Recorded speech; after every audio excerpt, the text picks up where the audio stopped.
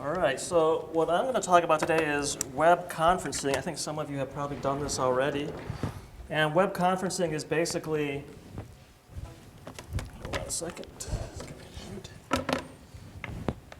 where you and a group of people meet remotely, so to speak, online in a room, and you get to chat and show things to each other. And you might be asking the question, well, why even bother with web conferencing in an academic setting? Well, theoretically, you could use this to remotely teach a class, but that doesn't apply to most of us. Although I will say a couple years ago, when we had that big ice storm and SMU was closed for a few days, I did use this technology to actually teach a makeup lecture. But for my use, I primarily use this technology to have help sessions, like for exams.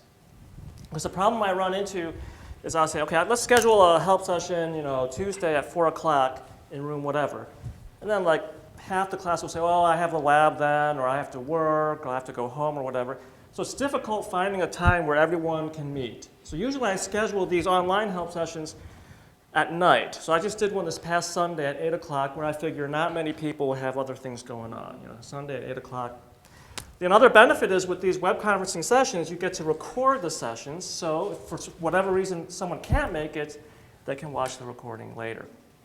So SMU now has access to this GoToMeeting, and to get access, you just send a little request to the help desk and say, hey, I'm a faculty here, can I get a license to GoToMeeting? They'll send you something, you log in, and with this license, you have access to GoToMeeting and what's called GoToWebinar. Now the difference between the two is GoToMeeting is limited to 25 participants, but you can have like webcam, and the chatting interface is a little bit nicer.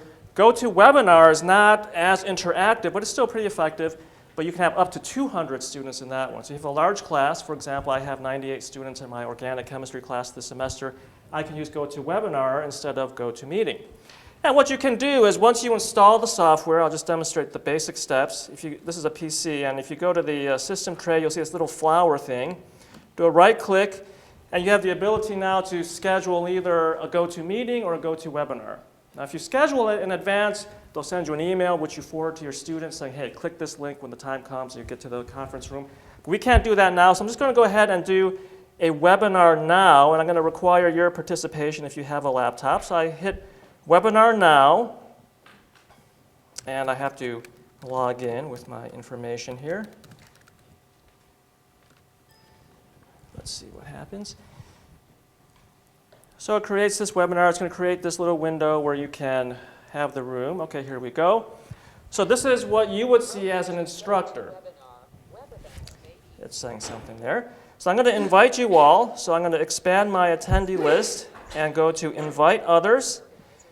So if you have your laptop and you want to try this out, just go to joinwebinar.com and enter that 9-digit webinar ID.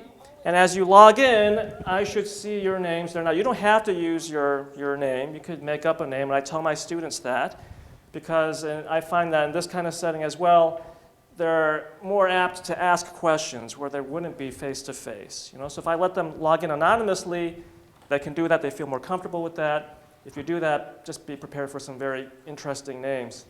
But let's see what we have here. Okay, so it may take you some time if you've never done this before for your computer to, I think it's Java-based or something like that. And you may, if you log in, want to turn down your speakers because otherwise we're going to have a lot of echoing going on, I think. Okay, maybe there's a delay here, so I'll just wait a little bit. But if you look at the rest of the control panel on the right, there are various windows for chat, questions, polls, audio, and things like that. And I can also show my screen to whoever is remotely logged in. So how come I'm not seeing anyone? Is no one logging in here? It's taking a while? Okay. All right. Shit, I've lost my wireless. Great timing. All right. Well, I haven't, but I'm sorry, what's the email address I'm supposed to enter? No, you go to joinwebinar.com and then enter, it should prompt you for a webinar ID. And you enter that. Yeah, and it sends me for email address too. You can just put whatever you want. You don't have to use your SME email, just use whatever you want. And then it'll go through the process of bringing up the window. But it just sends you to the website. It doesn't take Is there something you No, have to it's saved, download? it saves itself on your desktop and you have to, oh, right.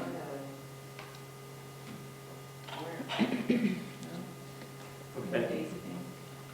All right. Well, I hope it's all like, oh, here we go. I see one person. Thank you, Brian. Okay. So what I'm going to do now is, while everyone else is going through this, I'm going to show my screen. So I hit this play, and I'm going to start the broadcast. The broadcast is now starting. All attendees are in listen-only mode. Okay, I got some more people in here. All right. So what you should see now is, actually the whole full screen should be just the web page. You probably don't see my little control panel there, right? So at this point, I can do whatever I want. I can go, for example, to PowerPoint and start a slideshow. Yeah, you might want to turn down speakers because my voice will start coming out too, I think. So here we go. Now you might think, well, hold on a second. My little control panel is obscuring that, so you can kind of hide it. And then this is a tablet PC, but you don't need one to operate this thing. You can go ahead and, I can hear my voice there, annotate on the PowerPoint slide. So you should be seeing whatever I'm doing on my PowerPoint, right?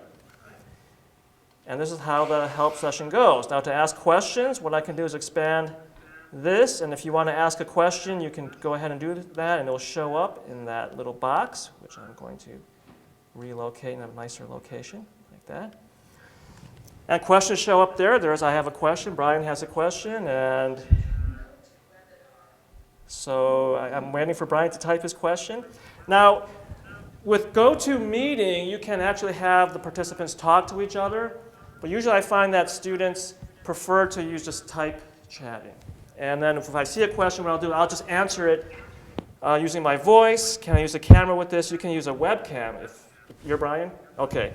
You can use a webcam with GoToMeeting, not with GoToWebinar, okay? I think there's a bandwidth issue there with up to 200 people. So you can use a camera for GoToMeeting, but if a larger class, GoToWebinar, you can show whatever else is on your screen. That's okay, I'm going to discard this. So for example, I'm going to go to a PDF. Paul mentioned PDF Annotator, which allows you to write on PDFs. So I can make comments on here. I'm just scribbling, obviously. But as I'm doing this, you should all see this on your screen at the same time.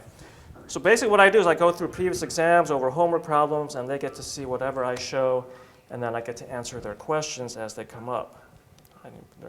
Okay, here we go. I see some more questions here.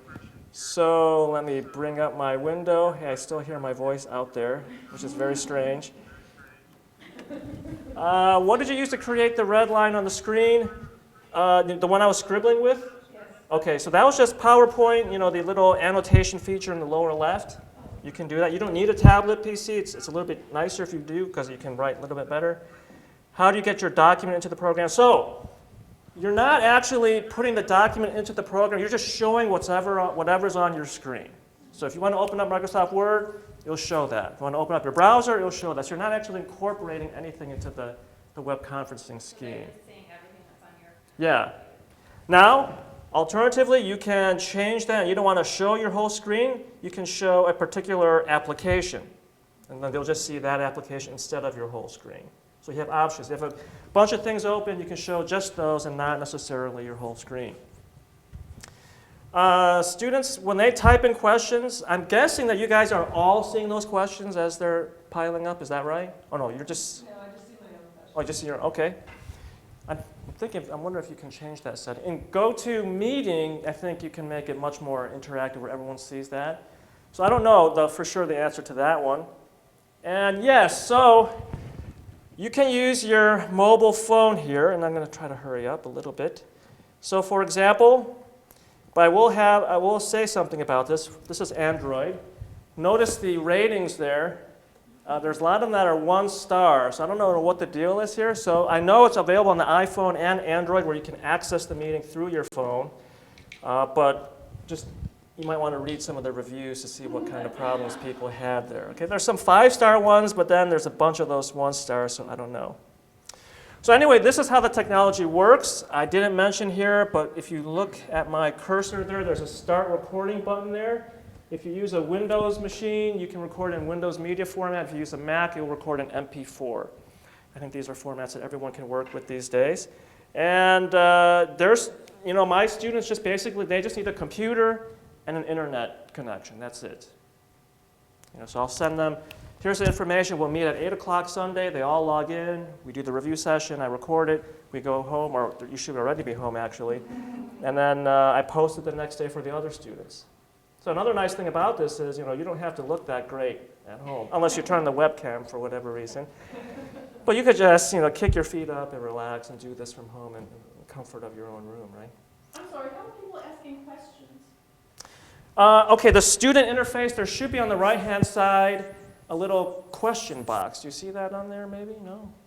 Not this is the instructor side, but you should see something there that allows you to type in a question.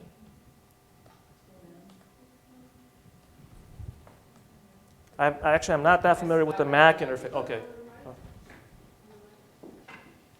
Thanks, Barb. No. Yes? How does it compare with WebEx? Oh. I've never used WebEx myself. I mean, I've used WebEx when someone has helped me. It looks very similar. Yeah, I think there are a lot of very similar technologies. There's something called Blackboard Collaborate, which I still use as well. Adobe Connect, I think, is also very similar. So, They're all competitors. yeah, but this, as an individual faculty member, you can get for free through SMU. I don't know what it costs SMU, but Brad told me before it's not that much, right? It's a fraction of Yeah. what it costs from retail because we do business with the Citrus. Right. It's a great discount. Yeah, so, it's for free, so why, Can students not? download it for free as well?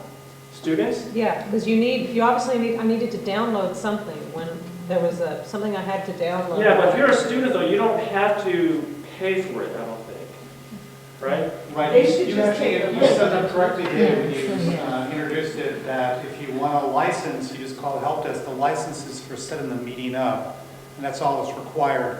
When a student or the participant gets the invitation, they do need to download a little client, but that's free. That's just to make the interaction. So ultimately, the How does student will have the student experience you know how just to had. download how do they know where to go to get? They're connected to the internet, so like when I typed in to get to here, it automatically downloaded the app on my laptop, which made this all work. Yeah, and Right. Yeah, Join. you need Yeah. to enhance the Send them a shape. link. Right, no, Yeah. I understand that. Well, it doesn't matter. And if you schedule one in advance, you send them an email with instructions how to join that conference at that given time. One way you could try it, would be to request a license and have someone help you, and you could do virtual office hours. Something Right. really fun, easy to do, and I think your idea about help sessions is a great way of doing that. To practice, I set up my laptop next to my desktop computer. I make my desktop be the student and my laptop's the instructor so I can see what each one is seeing, then you get a good feel for what's going on. Yes? Would you need a license to get the license each time you set up an account? No. It's like you It's a ask for just one-time one, thing, and right? then you have it, and then you can set it up. We do have a set number of licenses. They cost us a few $100s a piece. But because they're relatively cheap, we'll buy more if the demand increases up to a certain point, obviously. Yeah, but for each session, you don't need to reacquire a Re-ask the help license. desk. So I just asked for a license last fall, and I've never had to ask for another one since. So just email the help desk if you want one. Yes. I think in the interest of time, I think we do need to move along. I'd be happy to answer any questions afterwards, but Scott's next.